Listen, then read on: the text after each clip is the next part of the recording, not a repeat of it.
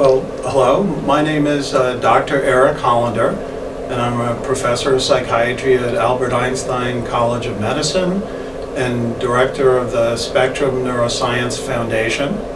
And I'm very pleased to have with me today Malik Arthur, who participated in a very interesting program where, as a CUNY fellow, he did internships at the New York Federal Reserve, and he had an opportunity to work with Steve Silverman, who at that time was vice president for the Federal Reserve Bank of New York, and played an important role in this particular program, including having some of the CUNY scholars participate in this sort of internship program at the Federal Reserve. So thank you. Pleasure to be here. It's great to have you both here. Welcome.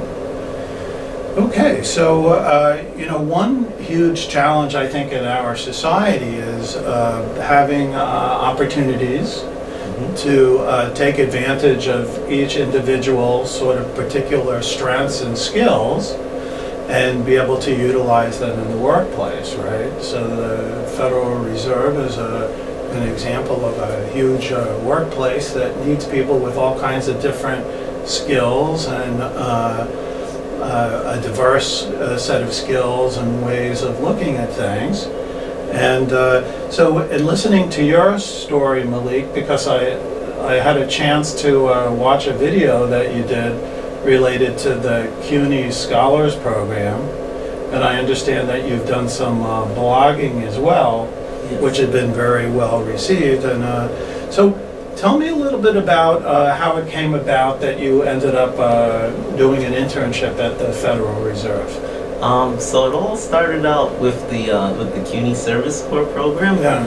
And originally my CUNY Leads advisor throughout my college career had told me about the program, and we decided to apply. And interestingly, throughout the process of applying to the CUNY Service Corps, I was applying to many different organizations throughout New York City, and the Federal Reserve, believe it or not, was the very last opportunity that I applied to, the specifically the 26th organization. I'm glad you applied. Well, I guess that shows some persistence on your part, right? Okay. And shortly after I applied, I had a phone interview for the CUNY Service Corps, right, where I was asked some questions about how I would perform certain functions in different scenarios.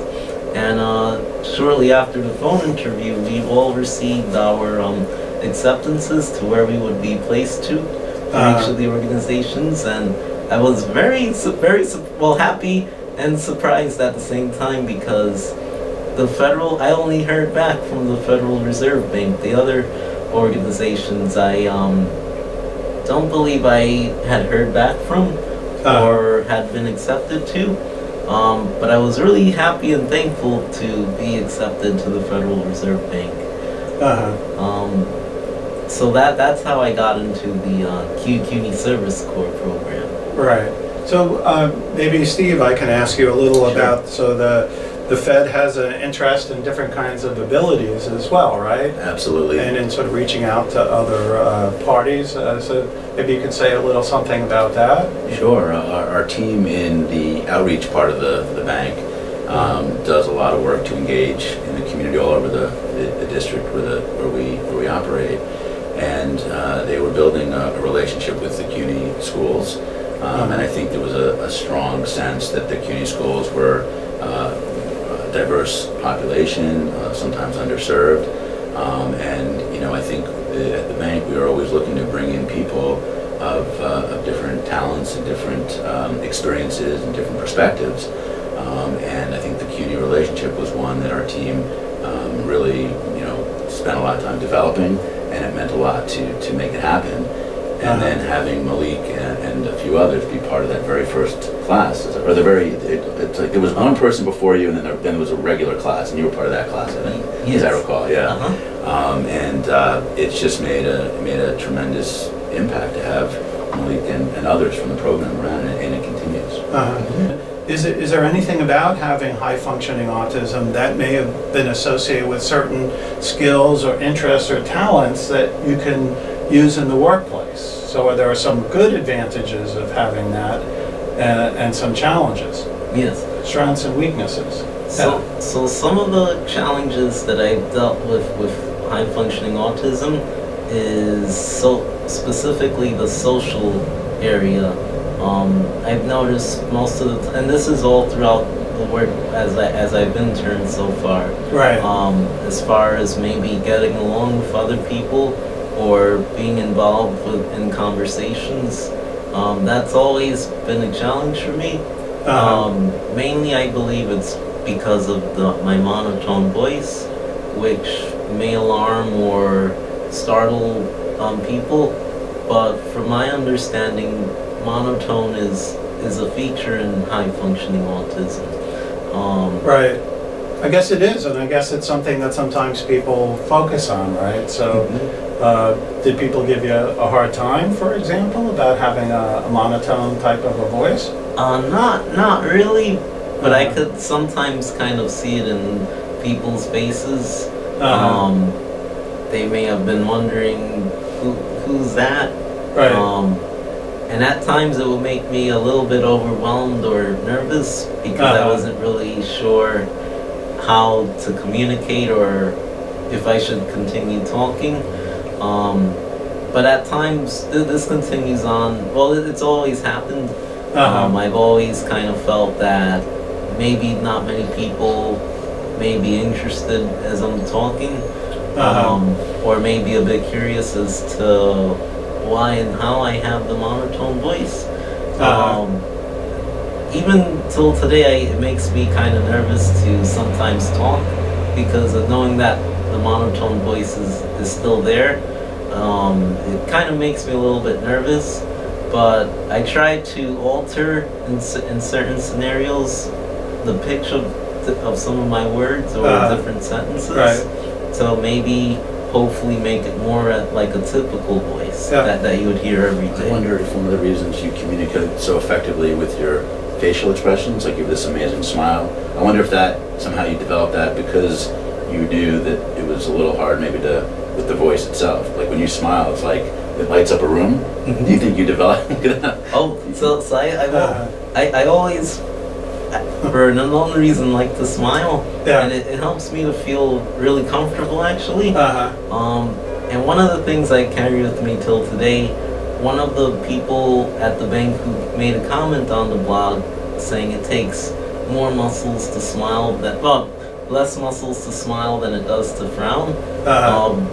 So I always try to remember that, and it overall helps me to feel a bit more confident and a little bit less nervous to smile. Okay. But that is an area that I do have to work on because often at times it's hard to control, hard to stop smiling just because I want to feel a little bit more confident. I know Leonardo da Vinci was very interested in smiling, right? He felt that it was a sort of an expression of what's going on in the brain as well, and he did a lot of study There you go, you're all set. understand that Mona Lisa smile, right? And be able to portray that. Yeah. So I know that the smile was a big help. So one of your jobs at the Fed was to set up people's computers. Yes, and that's where I found a few of my skills. Because I like to, as a hobby, build computers. Right. So at the bank, it often felt like I was working on my hobby. Right. Because setting up people's computers and transporting computers between buildings, Right. and just dealing with different devices overall, I really enjoyed at the bank. Yeah. So I understand that you have some interest, that you're kind of passionate in technology and devices like computers, for example. So you have an interest and you have skills in that area, right? So in this internships at the Fed, I mean, were you able to use some of those skills and interests? Yes. Yeah. All throughout. Well, at the bank, shortly after the CUNY Service Corps program, Right. I was extended a summer internship opportunity for their undergraduate summer analyst program. And I was in the program 2 times for the internship, and I was placed back at the Technology, Engineering, and Computing Services group. Now it's called Service Management and Technology Group, where I was able to continue working with the computer hardware, and just I really enjoyed it because I also had the chance to work with many people from different groups throughout the bank and get to learn a little bit about what they do each day. And I think one thing you've told me is that you enjoy not just putting the computers together, but then teaching and explaining to people. So it's interesting because it's a huge communication skill of yours. So one-on-one, and you're explaining to some very senior person how to work their Windows or their computer or whatever. I mean, that's, and I would just say, he used to get incredible reviews from people that, oh, thank God, thanks for sending Malik over. This was really a great experience. So, and that, it doesn't happen all the time. So, it was also like really good when I would see a ticket request to work on someone's computer, and I would say to myself, oh, I know that person, and I would give them a call on the phone, and they knew me right off the bat, and it felt so good actually. I bet, yeah. Well, I guess one of the nice things is you were making connections with a range of people, and part of the basis of that connection was some of the interests and the skills that you had, right? In terms of your technology interests and being able to, express those interests and teach others about that. Yeah. We were talking before about, one goal of getting individuals who have high functioning autism into the workplace is to sort of take advantage of the unique sort of skills and ways of looking at all kinds of challenges and problems, and then developing ways, I guess, to help in terms of working on some of the challenges that may present as well. So I know that you worked with the program Integrated Advisors, which was like a job coaching type program, right? And they worked with you a little bit in your interactions with different employers, and they came into the Fed as well and worked with you. Maybe you both can tell me a little about that. You want to go? Yes. You go now. So my QD Leads advisor at school had told me about the Integrated Advisors program, Right. Formerly known as a A-STEP, where one of the goals was to help participants who have high functioning autism or different levels of autism to navigate through the workplace and help them with their communication and interviewing skills. So when I was in the program, often just about every week or every 2 weeks, on the schedule we would visit different companies. Three of them that I remember are companies such as EY or Cisco or The Economist. Right. And the companies, they were aware that all of us had a disability, and just talking to them and communicating with them and then getting advice from them, I think was also really helpful for all of us, because it helped us to realize that just because we have a disability doesn't mean that we can't make it out there. And also a little bit of a side note, but one of the deans or the chancellors of one of the CUNY programs, the CUNY Leads program, one of the things that I carry with me that he told me is, in the word disability exists the word ability. So I try to not look at having autism as a challenge, but instead as a gift. Yeah, how so? Because the way I kind of see things is that everything at times I've wondered why do I have autism and what living like a typical person would be like. But then I tell myself that everything happens for a reason, so I have to make the best out of it. And if it wasn't for high functioning autism, I wouldn't be who I am today. I guess you may not have gotten to know Steve Silverman so well, we might not be talking right now. You wouldn't have had this great benefit of having someone of your capability if you hadn't all those steps that came together. You know, it does take a little effort. So your CUNY did great work, and the integrated organization that you talked about, and then the Fed stepping up, and people really being open and willing to have a conversation and get to know people.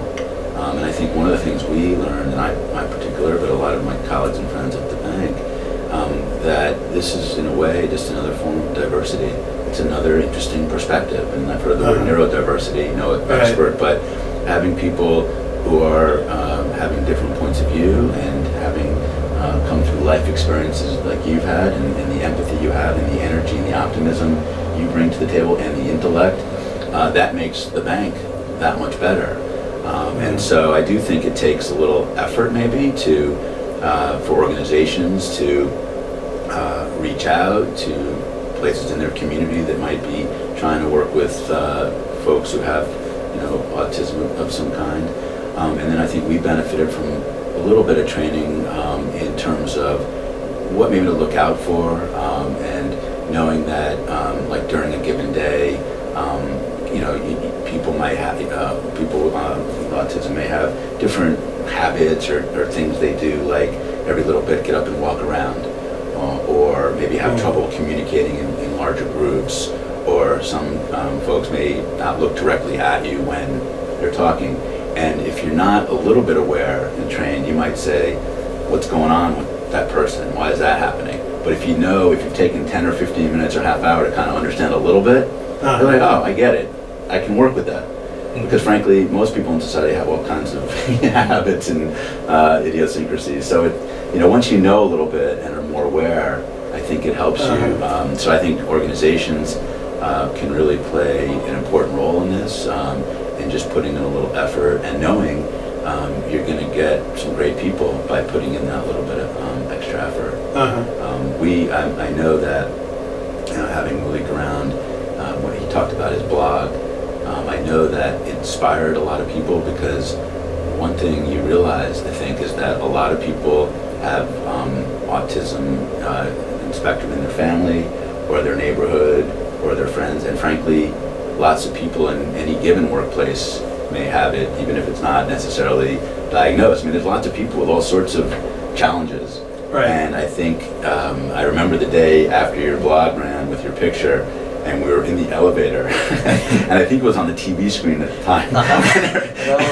Wait, you're Malik Arthur, you're Malik, and then I felt like you were like, that was paparazzi were coming. That was the first time I've ever. Didn't that? It must have felt so good, because you were like, I don't know, people were really excited to like meet you. So I think you inspired a lot of, well, you see the smile there, and you inspired a lot of people who may be going through similar things at home with their own family or their own friends, or it's very impactful. No, one of the things that you talked about also is having to be fearless, right? In terms of trying new things, right? Taking risks. Anything you want to say about that? Yes, I originally at my at the beginning of my college career, I was very picky with what I wanted. For example, with internships and jobs. Right. And I noticed that I wasn't really getting anywhere because I wanted one specific position, and it was mainly in the stock room, not dealing with people. And I wasn't communicating in interviews, and I would often get dismissed from the interview because I wasn't really talking that much. Right. But I all know what the reason for that was, and a little bit more personal. In 2014, when I had lost my grandmother, who was very close to me, I understood why I wasn't making progress, and it was all to spend my last days with her, spend my time with her on her last days. So after that, with the help of my family, college support and my support system and my network, I then decided that I have to become a bit I have to be fearless and be open to exploring new things. And that's one of the reasons why I think it's important to be open, because you never really know where it can take you. Right. Oh, and then you end up being this. You wanted to be the speaker for your 800-person CUNY class or The CUNY program. And, and I wanted. And you got it, which was not that's gutsy for anybody. And you got up there and made a speech in front of 800 people who loved you. I was really. I didn't think I would make it out of there alive. But it felt so good to positively impact people. Yeah. Well, it sounds like your story is a great story, and it has impacted people. And I guess people learned about it through the blog, or by giving this talk, for example, or participating in this interview. And it seems pretty amazing that the Fed has sort of valued reaching out to people from diverse communities and taking advantage of different individuals' sort of strengths and understanding a little bit about some of the challenges and working around that. I mean, you have some suggestions about for other organizations who have not really thought about this or that may have job opportunities for young individuals who have disabilities but also have some strengths. Why should they be interested in this, and how can they get involved? The reason I think to be interested in, and you have a tremendous population of very talented young people who have a great deal to add in whatever their given strengths are. And there are lots of resources in communities all over this country. Here in New York, I think the CUNY Service Corps that you talked about, but give me the correct, integrated... integrated advisors. Integrated advisors, an organization that helps match and advise young people with organizations, not just young people, but others with different challenges, with organizations, and does the training. So I do think organizations need to take the effort to have some people who are willing to be trained and pay attention to this. This doesn't just happen. You need to have some folks who say, kind of this matters. Because I'll tell you, it's very easy for people to get, the door closed. Right. If and sometimes it means for the organization or people in the organization to be a little more persistent and make sure that it keeps on people's screen. It's easy to hire the fancy kid from some fancy school who walks in the door. It takes a little more effort to get to know somebody who may have this kind of challenge, and it may not be exactly like you're used to. You may not have ever dealt with. The only autistic person that I had worked with or known well was a family friend who was severely autistic. That was my impression of autism. And so when I met Malik, and after I learned that he was autistic, I was like, it's starting to paint a broader picture of what the possibilities are. And I started to realize that more people, it's not just me, more people can and should connect and try to embrace and not just be helpful, because it's really helpful. It's not just helpful to the person. It's really the person's ultimately going to be helpful to the organization. And I know one day I'll probably end up working for Malik, so and I'd be very proud to. Just remember me, all right? Remember you're going to be like president or something like that. Just remember me that I was okay, for those early years. Well, that gets back to kind of strengths and weaknesses again. So, the Israeli Defense Forces, they have a autism unit. People have some skills in pattern recognition, right? It's important to be able to read satellite images or things like that. I understand that you have an interest in trains as well, right? And sort of train simulation programs and things like that. Tell me about that. So one of the I've always had a fascination with trains ever since I was about two years old, and it all started out with Thomas and I love Thomas Tank Engine. and the Metro North and the subway, and I've gone from collecting models of trains to drawing trains, till my computer simulation project that I've been working on since 2011, trying to create the whole tri-state area project in a program called Trains, but with a Z. Okay. And with Trains, I've gone from I purchased this satellite imaging program to generate topography from up in outer space. It's called Transdem, and I could generate by putting in coordinates of certain areas, like for example New York City or Westchester County or Connecticut. Transdem will generate the topography, which is just baseboards, but all the accurate elevations to a certain scale. And in the train simulator, I'll create the whole route with the buildings, the tracks, the trains, the textures, and I'm just so it becomes a bit addicting in a way, 'cause, I've been working on it almost not every day, but very close to every day for a few years now. Well, I can tell that it's something that you're passionate about, that you have some special skills relating to it, that you can be persistent, you can pay attention to detail, for example, all qualities where you can add something very much in the workplace, Even till, I've applied to the MTA, but even, it's even come down to, memorizing the announcements on the subway. Like I could do that. You've done that too? It's amazing. Okay.